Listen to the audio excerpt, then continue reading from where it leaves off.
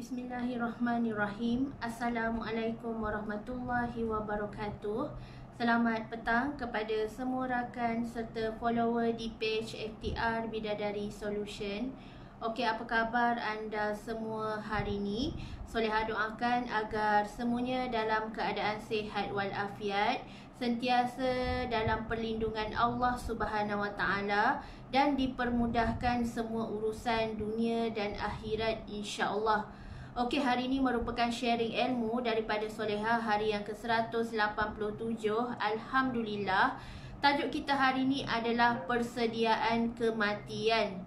Kematian itu sudah tentu adalah pasti dan kita tak boleh nak elak walau sesaat kalau Allah dah tetapkan tarikh, hari, masa dan juga kematian kita sebagai manusia dan hamba di muka bumi ini insya-Allah. Hai, waalaikumsalam, Angga Masyita. Okay, thank you yang bersama dengan majlis ilmu pada petang ini. Soleha nak minta tolong anda semua, tolong share, tolong kongsikan Soleha punya link page live di wall anda, di grup-grup. InsyaAllah kita nak sebarkan ilmu yang bermanfaat dan semoga terkesan di hati yang mendengar insyaAllah. Sebelum tu, jom sama-sama kita berselawat dan juga berdoa semoga Allah merahmati serta memberkati majlis ilmu taman-taman syurga di dunia ini insya-Allah. Allahumma salli ala Sayyidina Muhammad wa ala alihi Muhammad. Allahumma salli ala Sayyidina Muhammad wa ala alihi Muhammad. Allahumma salli ala Sayyidina Muhammad wa ala alihi Muhammad. Bismillahirrahmanirrahim. Allahumma aftah alaina hikmataka wa ansyur alaina min khazaini rahmatika ya arhamar rahimin. Rabbi syrah li sadri wa yassir li amri wahlul 'uqdatan min lisani yafqahu qawli. Amin ya Allah ya Mujib. Hai, waalaikumsalam, Bidadari Nur Syahidah Hamidi. Hai Kak Nurul Hidayah Abdul. Hai, waalaikumsalam Bihasna. Hai Bidadari Maryam. Bidadari apa lagi yang ada ni? Bidadari-bidadari sekalian. Hai Kak Umi Afan Kalisha Umaira. Hai Kak Hadibah. Okay, thank you yang bersama dengan majlis ilmu pada petang ini. Alhamdulillah. Tajuk kita hari ini adalah persediaan kematian. Ada orang kata sempat ke nak buat persediaan? Kita tak tahu kita mati bila. Kita kenalah muhasabah diri dan renungkan kembali. Memang kita tak tahu tarikh kematian kita. Walau sesaat, sedetik pun kita tak akan tahu bilakah masanya Allah akan cabut nyawa kita. Tetapi di saat dan peluang serta ruang yang Allah berikan ni, kita just melakukan yang terbaik seumur hidup kita. Kita memang tak tahu tarikh kematian kita, tetapi kita boleh buat persediaan daripada awal, daripada sekarang. Is now or never. Sebab tu kita tak boleh nak buang masa walau sedetik pun. Dalam surah Al-As sendiri pun Allah telah berfirman, Wal-As, demi masa, sesungguhnya manusia itu dalam kerugian kecuali mereka yang beriman dan beramal soleh, yang selalu berpesan dengan kebenaran dan juga kesabaran. Sebab tu Soleha berpesan dengan kebenaran, dengan sabar. Soleha kongsi ilmu setiap hari. Demi masa kita tak ada langsung nak bersukaria, nak buang masa, nak enjoy ke. Sebab kematian sentiasa mencemburui kita setiap masa. Kita tak tahu adakah ajal kita ni Allah panjangkan usia kita. Tetapi ada ilmu. Bila kita ada ilmu, ada amalan-amalan khusus yang boleh kita lakukan untuk mempermudahkan urusan kematian kita nanti, sakaratul maut kita nanti. Kita boleh berusaha untuk mencapai redha dan husnul khatimah daripada Allah Subhanahu Wa Taala. Sebab tu kita hidup dekat dunia ni, kalau kita ada ilmu, kita cari ilmu, kita berguru, kita dengar ceramah-ceramah agama, insya-Allah itulah persediaan yang kita cuba untuk perbaiki dan cuba untuk melengkapkan diri kita walaupun kita tak tahu bila kematian tu akan tiba. Hai, waalaikumsalam Kak Nadia Johari. Okay, thank you. Okay, so persediaan kematian, antara yang boleh saya sharekan kepada anda di saat sekarang ni. Okay, yang pertama adalah bila kita tak tahu tarikh kematian kita, lagilah kita kena banyak bersedia sebab kita tak tahu kan. So yang pertama sekali, selalulah bertaubat dan selalulah beristighfar. Kerana bila kita bertaubat, insya-Allah saat itu, contoh malam tadi kita dah lakukan solat taubat, insya-Allah solat taubat itulah akan mencuci segala dosa-dosa kita dan Allah gugurkan segala dosa kita. Sebab manusia ni tak lari daripada melakukan dosa. Setiap hari antara kita sedar dengan kita tak sedar, pasti ada dosa yang terpalit dekat hati kita. Hatta hati kita, walaupun kita tak berkata, walaupun kita tak lakukan, tetapi terdetik sahaja perkara negatif dekat hati kita dah terpalit satu titik hitam. Sebab tu kita kena setiap hari kena sentiasa bertaubat, kena sentiasa beristighfar. Sebab dengan cara istighfar, bila kita ucapkan Astaghfirullahalazim, aku memohon ampun kepada Allah yang Maha Agung, insya-Allah setiap istighfar kita tu akan memadamkan serta memudarkan titik-titik hitam dalam hati kita. Itulah usaha kita. Usaha kita bagaimana kita nak bersedia menghadapi kematian. Sebab kematian tu sentiasa pasti dan wajib dihadapi oleh setiap umat Islam. Nabi Muhammad sendiri sudah wafat. Rasul-rasul terdahulu juga sudah wafat. Nampak tak betapa kekuasaan Allah tu? Allah mematikan dan Allah menghidupkan kita di muka bumi ini penuh dengan hikmah, penuh dengan pengalaman hidup, penuh dengan pengajaran. Sesiapa yang berbuat kebaikan, insya-Allah syurga buat dirinya.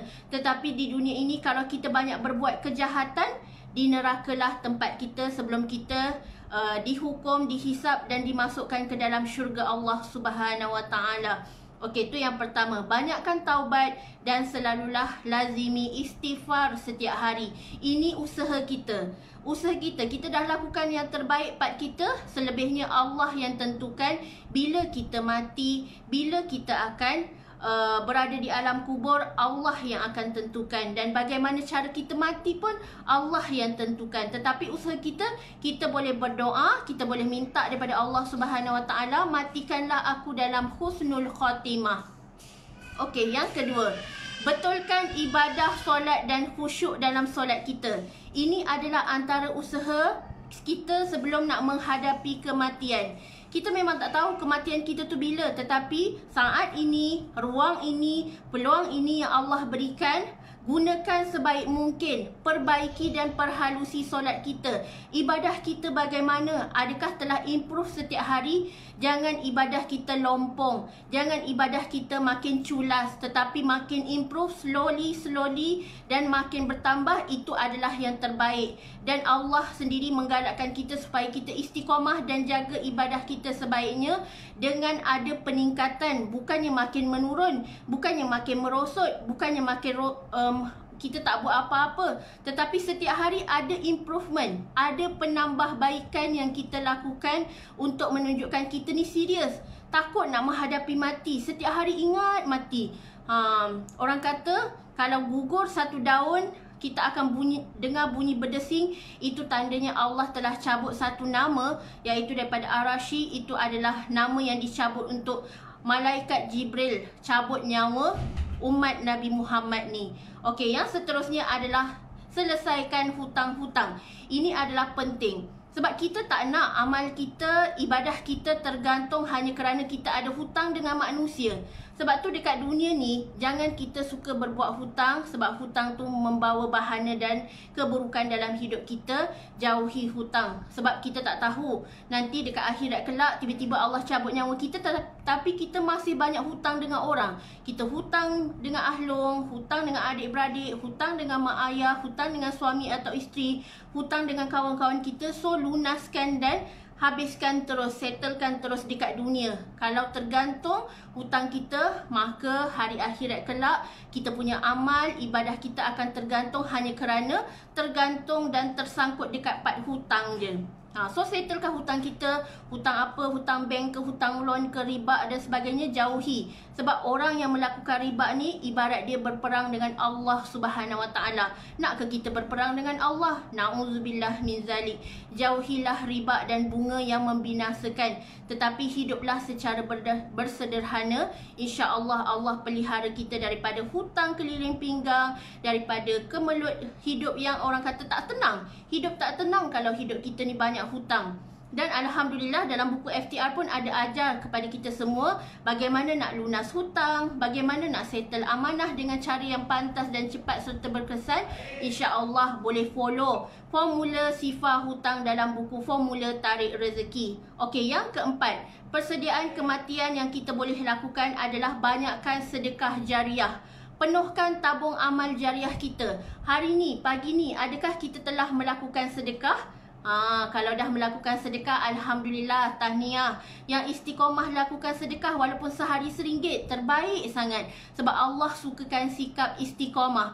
Allah sukakan konsistensi kita dalam ibadah. Bermakna kita sentiasa on, bukan on off, on off, on off. Kejap buat, kejap tak buat.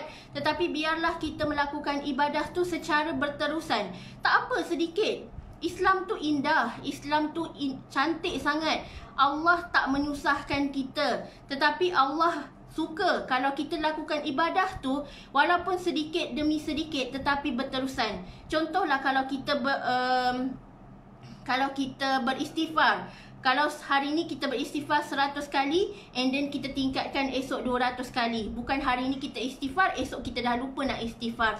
Bukan macam tu. Ibadah kita hendaklah sentiasa konsisten dan istiqomah. Banyakkan sedekah, amal jariah kita, banyak bantu orang, banyak hulurkan tangan ni, ringankan bebanan orang lain. Sebab tangan yang memberi ni lebih baik daripada tangan yang menerima. The more you give, the more you get back, insyaAllah. So jangan berkira-kira, jangan risau. Orang yang bersedekah ni dia takkan pernah miskin. Orang yang bersedekah ni akan sentiasa kaya di sisi Allah Subhanahu Wa Taala. Allah akan sentiasa mencukupkan rezeki mereka yang rajin bersedekah, yang banyak amal jariahnya, yang rajin infak harta ke jalan Allah. Allah mempermudahkan jalannya satu ke syurga Allah Subhanahu Wa Taala. Okey, yang seterusnya, persediaan kematian juga kita boleh lihat daripada sebanyak mana kita menuntut ilmu yang bermanfaat. Sebab tu dalam hidup ni, kalau anda pernah dengar satu kata-kata, menuntut ilmulah sehingga ke negeri China. Tetapi kita tukar, menuntut ilmulah sehingga nafas yang terakhir. Hingga nafas yang terakhir pun ada di hati kita makanan rohani.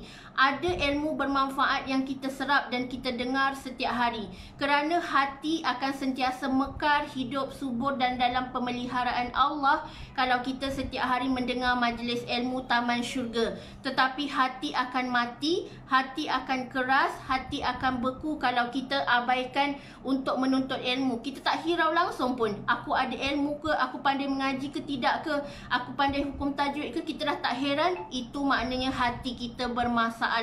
Betulkan balik hati kita dengan rajin mendengar ilmu, rajin mendengar majlis ilmu taman syurga. Sebab bila kita berada di taman syurga ni, insya-Allah malaikat-malaikat akan sentiasa merahmati kita. Malaikat-malaikat akan sentiasa ingat, oh inilah wajah si fulan bin si fulan yang rajin dengar majlis ilmu walaupun secara online. Inilah wajah si fulan yang setiap hari tak pernah miss dengan ceramah agama. Inilah yang diingati sehingga hari akhirat kelak. So beruntung kalau malaikat ingat kita, malaikat sentiasa tahu bahawa kita ni lah, hamba Allah inilah yang selalu waktu hayatnya dia mengisi masanya dengan aktiviti berfaedah, rajin tuntut ilmu, rajin upgrade ilmu, rajin dengan majlis ilmu taman-taman syurga. Masya Allah, tabarakallah. Okey, yang seterusnya adalah anak soleh-solehah yang kita didik dan kita acuankan dari kecil. Ini amanah kita. Amanah kepada ibu bapa adalah mendidik anak-anak supaya mereka ni beramal soleh. Mereka ni mengikut cara hidup Islam yang sebenar-benarnya. Sebab itu waktu sekarang ni, ibu bapa walaupun zaman penuh mencabar nak didik anak-anak sekarang ni, didiklah dengan acuan mengikut sunnah Rasulullah sallallahu alaihi wasallam. Ajar dia macam mana nak solat, macam mana nak mengaji, macam mana cara adab nak makan, adab bercakap dengan orang tua macam mana, adab melayani orang yang lebih berusia macam mana. Didik dan terapkan nilai-nilai Islam, sunnatullah dalam kehidupan anak kita dan selalu terapkan dekat anak-anak kita. Jangan tinggalkan Al-Quran dan As-Sunnah walau apa pun berlaku. Kerana Al-Quran dan As-Sunnah adalah antara harta yang paling bermakna dan berharga sehingga hari akhirat. Allah pelihara Al-Quran dan As-Sunnah. So kalau kita berpegang kepada Al-Quran dan As-Sunnah, insya-Allah kita tak akan sesat, kita tak akan menyeleweng, kita akan sentiasa dalam pemeliharaan Allah Subhanahu Wa Taala. Dan yang terakhir, antara persediaan kematian yang kita boleh lakukan adalah meminta maaf dan memaafkan orang yang pernah buat salah dengan kita. Orang pernah buat salah dengan kita ke tidak pernah buat salah ke, maafkan dan redakan insya-Allah. Kerana kita tak nak nanti di hari akhirat kelak ada orang merangkak-rangkak duk mencari kita kerana rupa-rupanya kita masih belum maafkan dia waktu dekat dunia. Kesian dia. Waktu dekat khalayak ramai nanti, di padang mahsyar nanti, betapa keadaan tu sangat menakutkan, sangat hiruk pikuk, sangat berkecamuk, sangat serabut bila mana orang-orang yang banyak buat dosa, banyak buat salah dengan orang ni duk mencari orang yang dibuat salah tu untuk minta maaf sahaja. Sebab tu dekat dunia ni, kalau ada kita buat salah dengan orang, segera bertaubat, minta maaf. Sebab kita kalau buat salah dengan manusia, memang kita kena minta maaf dengan manusia tersebut. Tetapi kalau kita buat salah dengan Allah Subhanahu Wa Taala, kita segera bertaubat dan segera lakukan taubatan nasuha. Semoga Allah terima segala ibadah kita, Allah terima segala apa yang kita lakukan dekat dunia ni, insya-Allah. Dan jangan ada apa-apa yang tersimpan dekat hati ni, lepaskanlah. Berdamai dengan takdir Allah Subhanahu Wa Taala. Allah turunkan ujian kerana Allah sayang kita. Allah nak bagi kita pahala sabar. Tak semua orang mampu bersabar dengan setiap ujian Allah yang berat. Dan orang yang bersabar itu adalah orang yang paling beruntung dan orang yang sentiasa dalam kasih sayang Allah Subhanahu Wa Taala. So sabarlah, kerana sabar itu kunci syurga. Kalau kita wanita solehah nak masuk ke dalam syurga Allah Subhanahu Wa Taala, bersabar, reda walaupun ada kelemahan dari pihak keramat hidup kita, ada kelemahan dari pihak suami atau isteri kita, terima kekurangan mereka untuk kita bersabar dan memperbaiki serta membimbing antara satu sama lain. Especially kalau ada suami yang tak solat, suami yang tak jaga aurat, suami yang jauh daripada landasan Islam, isteri, doakan buat suami supaya suami segera bertaubat dan dapat hidayah Allah Subhanahu Wa Taala. Kerana doa seorang isteri ni tiada hijab. Doa seorang ibu ni tiada hijab. Ibu-ibu banyak serahkan dan berdoa kepada Allah Subhanahu Wa Taala. Semoga Allah terima segala doa kita ni, Allah angkat insya-Allah. Hati manusia Allah yang pegang. Kita manusia tak berhak nak buat kerja Allah. Biar Allah yang buka pintu hati mereka dan Allah tiupkan kasih sayang dan rahmat dalam hati mereka. Semata-mata kita nak ubah diri kita menjadi lebih baik pada hari ini, insya-Allah. So kalau siapa yang bersabar, insya-Allah syurgalah buat dirinya. Kita contohi kisah sebagaimana Asiyah yang memiliki seorang suami yang zalim, iaitu Fir'aun. Fir'aun memiliki isteri yang sangat solehah, di mana hingga akhir hayatnya Sri Kandi Asiyah ni hanya menyebut Allahu Ahad. Allahu Ahad, Allahu Ahad. Allah Maha Satu. Tiada Tuhan selain Allah. Betapa walaupun waktu itu Asiyah diseksa, Asiyah disakiti, Asiyah merasa kesakitan yang amat sangat, tetapi hanya Allah di bibir dia. Jadilah kita seperti Sri Kandi Asiyah yang sabar walaupun suaminya kejam, suaminya tak menerima Islam, tetapi kita cuba dan sedaya upaya minta Allah beri hidayah kepada kita, insya-Allah. Okey, so ini sahaja perkongsian daripada Soleha bagaimana kita nak menghadapi persediaan kematian dan beroleh husnul khatimah, insya-Allah. Kita usaha, kita dapat. Kita tak usaha, kitalah yang rugi nanti. So, sama-sama kita amalkan, sama-sama kita berjihad fisabilillah dan sentiasa dekatkan diri kita dengan Allah Subhanahu Wa Taala. Sesungguhnya Allah sangat kasih dan rindu kepada umatnya yang sentiasa dekat dengan dirinya, insya-Allah. Okey. Wabillahi taufiq wa hidayah. Wassalamualaikum warahmatullahi wabarakatuh.